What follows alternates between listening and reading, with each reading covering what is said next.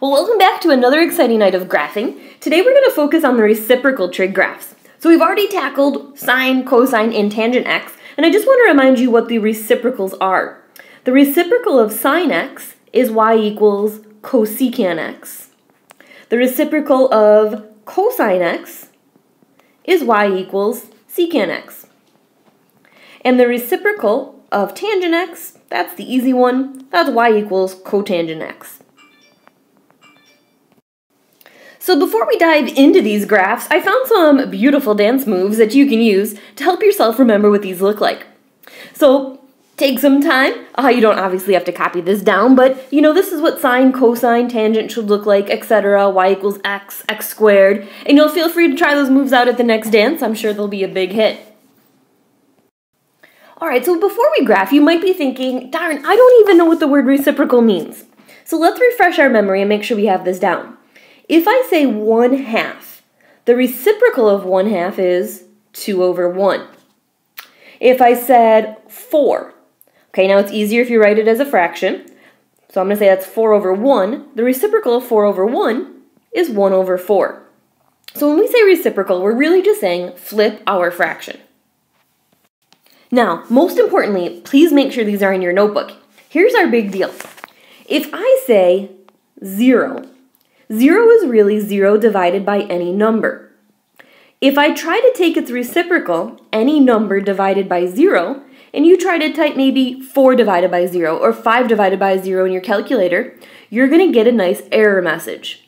Okay, there's only one number in the world you're not allowed to divide by, and that's 0. And what that creates is something called a vertical asymptote.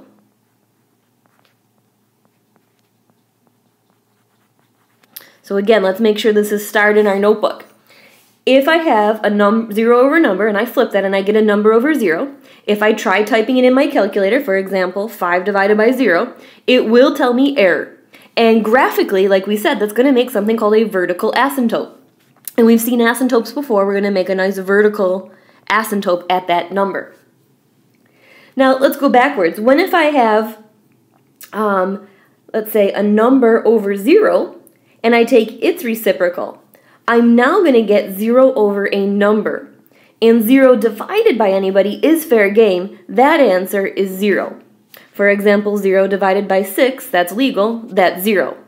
But 6 divided by 0 is not legal. We say that does not exist, and we get an asymptote. Okay, so if we got to keep two things straight tonight, that is our big deal.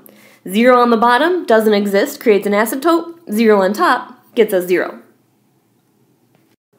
Alright, so goal number 1 is to graph y equals cosecant x. Okay, so here's what should go through your head. The first thing, let's make a little bullet. We're going to write this is the reciprocal of who? You've guessed it, this is the reciprocal of sine x. Okay, my next bullet. Once I know who this is the reciprocal of, we're going to call this a ghost sketch. Okay, so let's get that in our notebook. We are going to create a ghost sketch of sine x. Okay, now when I say ghost sketch, it just means I want you to do it really, really light, like it's almost not there. If you have a colored pencil, this would be a good time to use it. Alright, so let's go ahead and graph from 0 to 2 pi. We need a perfect sketch here, 0 to 2 pi. If you've purchased some of those sticky notes with the graphs on them, again, a great time to use it. So let's go pi over 2, pi, 3 pi over 2, and 2 pi. Alright, so our first job is not actually to graph cosecant x, it's to graph its ghost sketch. So I'm going to try to grab a real nice light yellow color, and I'm going to carefully plot sine. Okay, so we've done this a million times up to this point. Where does sine start? Sine starts at 0, and then at pi over 2, I'm going to put my 1 and -1. It goes to a height of 1, and it hits back at 0, -1, and 0. Okay, so again, I want you to real lightly, if you didn't have a colored pencil, real lightly, we're going to sketch cosine. We should be sketch sine. Concave down until we hit pi, then concave up. Okay, and again, that is called the ghost sketch. Okay, the next thing you need to make in your notebook is a table of values here. Okay, so I've got my x and my y, and I'm just picking the points off the axes. Pi over 2 pi, 3 pi over 2, 2 pi. That's what goes here. All right, and we just need to know each of the points. So our function was y equals sine x. Okay. The sine of 0 is 0. That's where you plotted a point. So I want to say 0, 0. The sine of pi over 2, my curve is up at 1. The sine of pi, I'm back at 0. The sine of 3 pi over 2, I'm at negative 1. And the sine of 2 pi, I'm back at 0. Okay? Now, this is simple. We're going to now graph cosecant x. So let's say y equals cosecant x. And to do that, we're just going to take the reciprocals. We're going to keep those x values. So we've got our 0, pi over 2, pi, 3 pi over 2, and 2 pi. And we're going to take the reciprocal of what we had. All right, so remember, 0 is really 0 over any number. If you take the reciprocal of that, you are now going to get a number over 0. And that is not allowed. So we write DNE, does not exist. 1, if I take the reciprocal of 1, 1 is really 1 over 1. If I flip that upside down, I still get 1 over 1, which is 1. At 0, that's 0 divided by a number. If I take its reciprocal, that's a number divided by 0, which is not allowed, does not exist. Negative 1 is really negative 1 over 1. If I flip that upside down, I get negative 1. And 0 is 0 divided by any number. If you flip that upside down, you get a number over 0, which does not exist. So basically, our graph has a few points we're going to plot. We're going to plot doesn't exist, which remember we said is an asymptote, a vertical asymptote. Then we'll plot 1, another vertical asymptote, negative 1, and another vertical asymptote. So let's go back and we're going to do this on the same graph. Okay, so at 0, now this should be in a nice dark color. At 0, we just said we have an asymptote. So you're going to draw a vertical asymptote at 0. At pi over 2, we're going to stay at 1, so it should touch the top of your sine curve. See, our rule said at pi, we should have another vertical asymptote.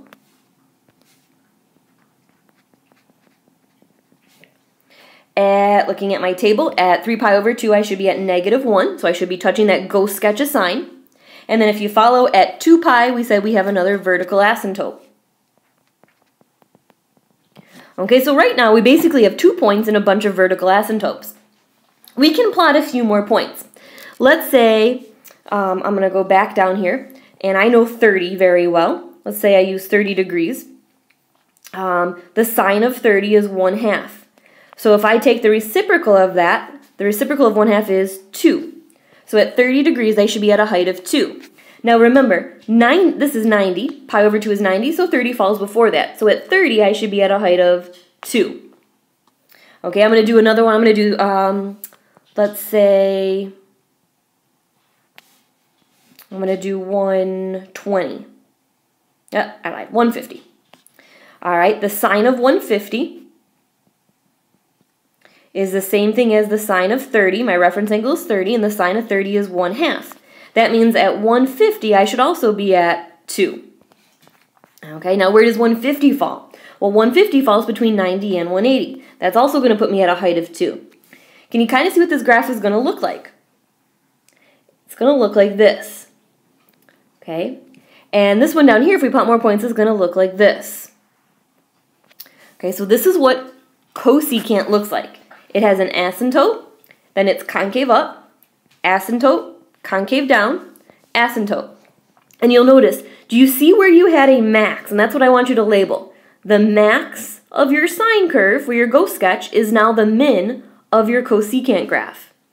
And the min of your ghost sketch right here is now the max of your cosecant graph. Can you kind of picture just taking this piece of the parabola and flipping it upside down? And taking this piece and flipping it upside down. And that's what cosecant looks like. All right, we're going to get another sketch in. Y equals secant x. Okay, so we're going to follow the same rules. The first thing you're going to say to yourself is this is the reciprocal of y equals cos x. Okay, so then I'm going to make a ghost sketch of cos x.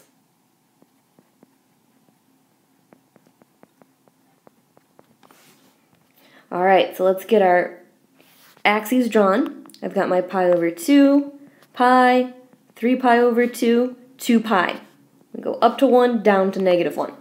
All right, so let's get that real light colored pencil or whatever we're using. We're going to make a ghost sketch of cos x, almost like it's not there. So cosine starts at 1, then it hits 0, -1, 0, 1. Should be concave down, concave up, and then concave down. Okay, now remember, that's real light. That's cosine x. That's not actually the graph we want. Let's make a quick table of values. All right, now I just follow the rule. The cosine of 0, at 0, the cosine graph is 1. At pi over 2, 0. Pi, -1, 3 pi over 2, 0, and 2 pi is back at 1. Okay, so now I want to graph the secant graph. So all I'm going to do is take the reciprocal of all of those answers.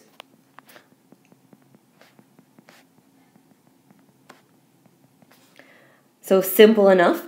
I want to take the reciprocal of 1. 1 is 1 over 1. If I flip it upside down, I get 1. 0 is 0 over any number. If I flip it upside down, I get a number over 0, which does not exist. That will give you that error on the calculator. -1 over 1 turns into -1. 0 over any number is any number over 0, which does not exist. And 1 over 1 is still 1. Okay, so now we can go plot this graph. So a nice dark pen here, we're going to plot this graph. At 0, you should be at a height of 1. Okay, so at 0, I'm going to plot 1. At pi over 2, I do not exist, which creates that vertical asymptote. At pi, I should be at -1. 3 pi over 2, we have that vertical asymptote. And at 2 pi, we're back at 1. Okay, now you could plot more points like we did for cosecant, but hopefully you got the idea. When you draw this ghost sketch in, it's just going to flip above it. So do you see how this is concave down here? This part's now going to be concave up, and it should look like a reciprocal. It should match it. You should be able to flip over it. Guess what's going to happen here? Your ghost sketch is concave up. The reciprocal would be concave down, and it squeezes between the asymptotes and does not touch. This piece of your cosine graph of your ghost sketch is concave down. Its reciprocal is going to be concave up. And that is the ghost sketch, that is the actual sketch for secant. Okay, now I just want to remind you that this yellow graph really isn't there. That's just to help us draw this. All right, so a lot of times you're just going to be given a graph and you need to know how to, you need to know, is this cosecant or is it secant? How the heck can you even tell? Well, here's what you do. Go backwards. Draw in a ghost sketch. Okay, who can you draw in? So let's try to draw, I don't know, sine. Let me get my yellow colored pen here and let's try to draw sine. Sine starts at 0, 1, 0, -1, 0. Okay, if I draw that in, does that match up with anybody? I don't think so. I don't think that's a great representation. Let me try drawing in cosine. Watch what happens. That's at 1, 0, -1, 0, 1. Notice when I draw in cosine, bam, it hits that graph, it hits that piece, and it hits that piece. That's how I know this is the reciprocal of cosine. Okay, so the reciprocal of cosine x is y equals secant x. And again, if you draw the ghost sketch in, it should flip the upside down. I should have asymptotes anytime the cosine graph hits 0. And you can see that this blue graph is concave down, concave up, they meet. Concave up, concave down, they meet. Concave down, concave up, they meet. And again, they meet here, and this is up and down. So anytime they meet, you know you've nailed the right one. All right, let's try another one. How do you know if this is cosecant or secant? Draw in a ghost sketch. Okay, I'm going to start with sine. Sine hits at 0, 1, 0, -1, 0. Okay, if you touch the graph, you probably have the right one. Notice I drew my ghost sketch in, and that works out. Anytime I hit 0, I should have a vertical asymptote. Okay, and this graph hits the red graph, which is perfect. This is concave down, this is concave up. Hits the red graph, concave down, concave up. Therefore, I know it's the reciprocal of sine, so this is cosecant x. All right, we've been building. We have the ugly one next. y equals cotangent x. Now this one's a messy one, I'm just going to throw it out there already. Okay, so I say to myself again, I'm going to graph the ghost sketch of its reciprocal, which is y equals tangent x. Okay, and this is where those colored pencils come in handy. This is ugly. So I've got my pi over 2, my pi, 3 pi over 2, and 2 pi. Now we're not as, quick as we are with a tangent as we are with sine and cosine, so let's talk it through again. The tangent graph starts at 0, then it flip-flops, it has an asymptote. Then it hits 0, then an asymptote, then it hits 0. To the right, it goes up and is concave up. To the left, it goes down and is concave down. Okay, so I just want to be clear, this is not cotangent, this is actually tangent. Tangent is in my yellow. All right, and we're going to make a quick table off to the side. We're going to graph our reciprocal. Okay, so let's get some points for tangent x. At 0, my tangent graph is at 0. At pi over 2, my tangent graph does not exist. Now off to the side, state what that means. If you don't exist, that means you are a number over 0. At pi, I'm at 0. At 3 pi over 2, I don't exist, which again means a number divided by 0. And at 2 pi, I'm at 0. Okay? So now I need to go get the reciprocals, and I'm just going to squeeze it in on this side, and I'm going to graph cotangent x. Okay, so at 0, 0 is actually 0 divided by any number, and if I flip that, I'm going to get a number over 0, which does not exist. At pi over 2, I was a number over 0, and if I flip that, I'm going to get 0 over a number, which is 0.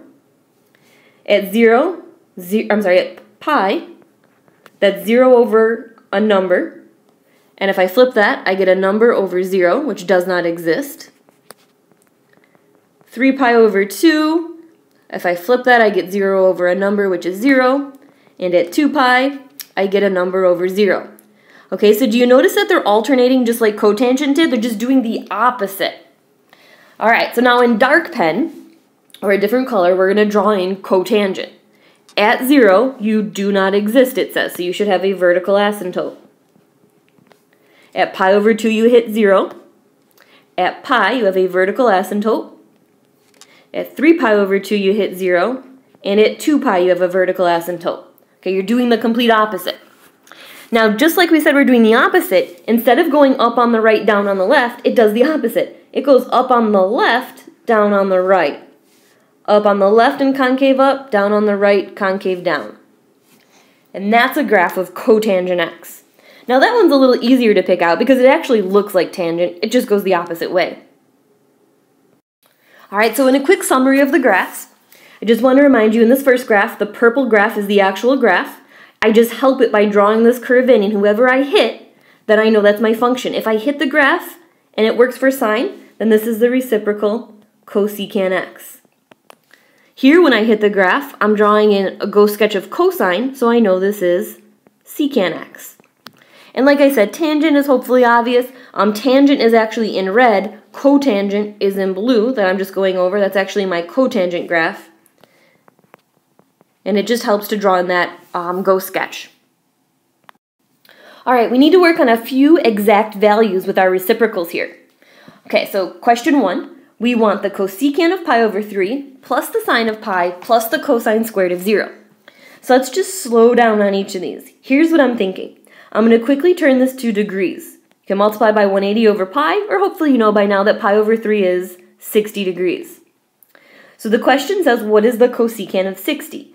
In my head, I need to say, what is the sine of 60? So we've got our table.